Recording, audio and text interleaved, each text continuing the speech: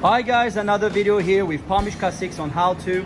Today we are going to be focusing on reinstalling the radiator and as well the condenser for the AC. And we're going to go over a couple of things with you guys. We just basically painted the engine bay, as you can see, did a beautiful job, and now we are reinstalling all the parts with the yellow zinc plating parts that we had sent out, and everything is back. So we're going to be focusing right now with the radiator. All right, so some of you have asked me what the heck is this, and I keep on telling people most likely yours is missing, and this goes on the side of the radiator against right here. Here's another one that goes right here, and basically it's a rubber gasket. You can probably make your own. It's not really complicated. It's very thin and it's really not a big deal, but we do sell them here OEM at Palm Beach Classics if you want them, and they're roughly about $5 each, so it's really not a big deal. And again, this is OEM. So when you install your radiator, and where on that side here you have the oil cooler, you will be installing the strip like this in between. Most of the time it is missing. So we just basically had the radiator completely re-cored. As you can see, it's pretty much brand new. And we noticed that the hardware that came with the car is way too long. This is one thing most of the time that you should fix and replace.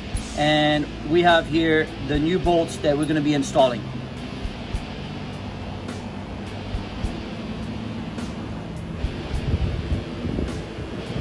All right, so basically here, as you can see, we have the strip that we're going to be putting right here.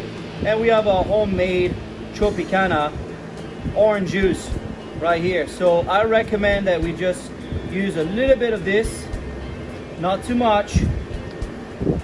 Look at this, it's gonna be very simple.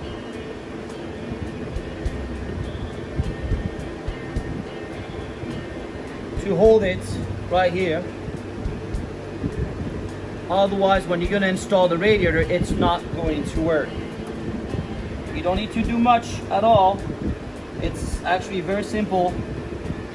That's it. So now this is going to stay in place while you're going to be installing your radiator. I'm going to be doing the same thing on the other side, again with my special juice right here, which actually is contact cement, by the way, guys. And that's the trick. Alright guys, so now I'm going to be ready to install the radiator. I have my rubber strips right here on the side. I'm going to grab my radiator, make sure everything is out of the way. And as I mentioned to you earlier, I have new hardware versus using these old crap rusted bolts right here.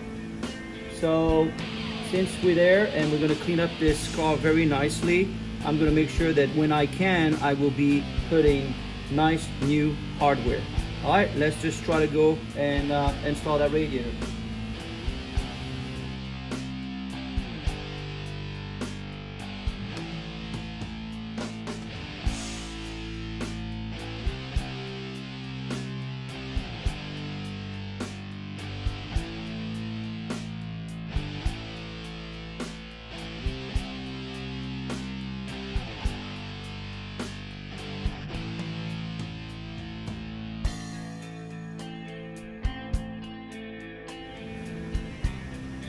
Alright, so now the radiator is in place.